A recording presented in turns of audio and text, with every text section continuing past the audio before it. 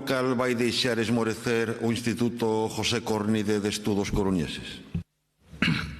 Gracias, señora alcaldesa. Señor Jorquera, a resposta é non. Grazas, alédome de que non sexa así. O problema é que os feitos parecen desmentir a súa afirmación. Como últimamente gosta moito de traer a estes debates fotocopias de prensa, non sei se viu esta información. O Instituto Cornide, a historia local segue orfa de dirección. Membros do órgano consultivo alertan de que o deixan morrer de inacción. En agosto de 2020 presentou a súa dimisión o anterior director.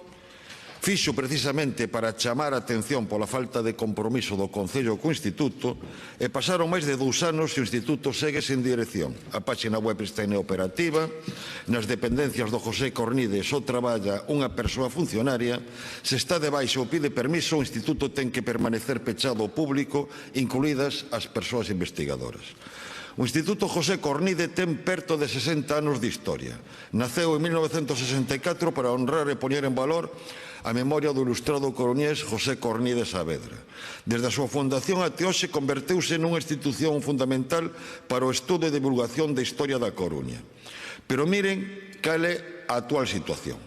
Cito textualmente: estamos atados de pés e mans. Non é tanto unha cuestión de orzamento, senón de vontade política. Este instituto segue en pé gracias aos profesionais que traballamos para el sen ánimo de lucro. O instituto está a perder a súa vida, se queren que morra por inacción ou porque os seus membros imos morrendo, que nos avisen e xa nos suicidamos. É unha cita textual do que afirma un dos seus membros numerarios.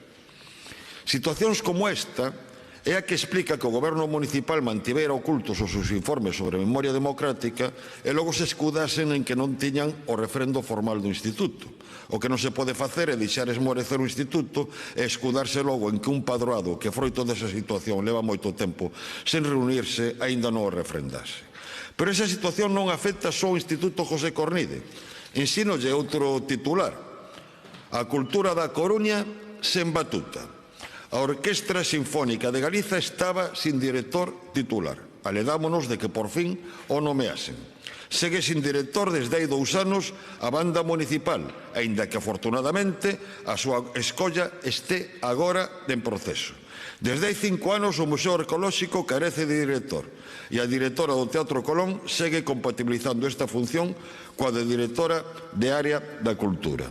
Quizá a resposta ou o porqué desta situación non lo dea outro membro do Instituto José Cornide, que decía textualmente para explicar a situación do Instituto: o que acontece é que a cultura non é importante e é que a política cultural, señor concelleiro, non consiste nunha simple sucesión de convocatoria e eventos. Hai que atender e dinamizar as estruturas culturais que dependen do Concello. Para que haxa política cultural, o Concello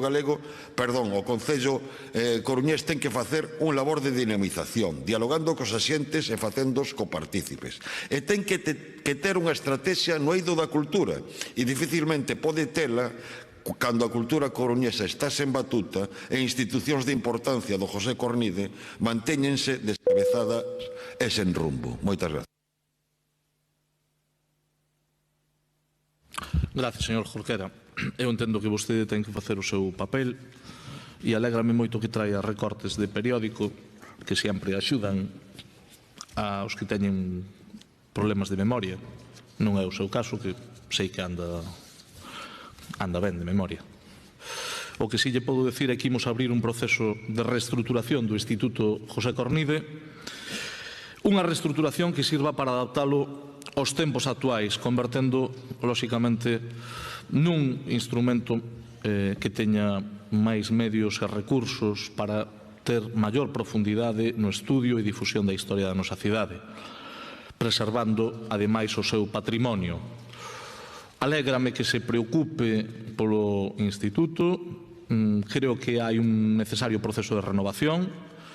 Creo que se pode afrontar ese proceso e, desde logo, que lle podo decir é que nunha parte podemos coincidir na relevancia do Instituto, o que non podemos coincidir en que vostede descalifique a labor Departamento de Cultura, porque eu creo que o Departamento de Cultura, a área de Cultura, está a facer unha brillante xestión.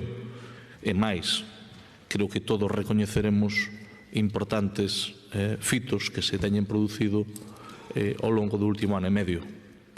Creo que un ten máis credibilidade, señor Jorquera, se é capaz de recoñecer a relevancia que ten adquirido a cultura neste mandato, e eu creo que ten sido, ademais, significativo o feito de que a propia alcaldesa se pusera ao fronte desa área, asumindo persoalmente a delegación.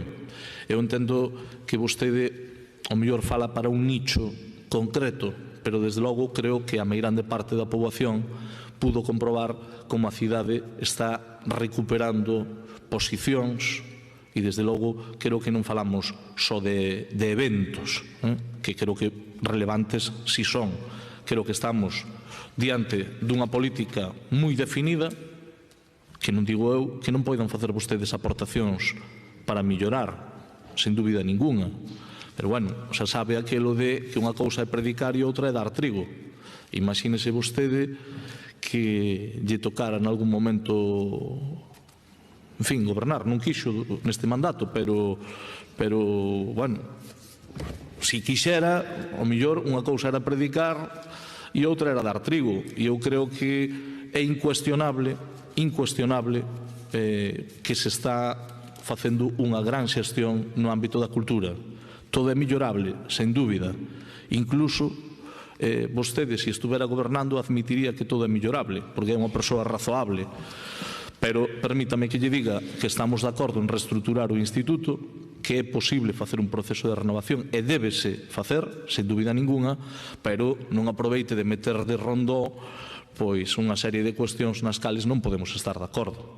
Eu creo que vostede é sensato e recoñecerá que hai un cambio importante no ámbito da cultura.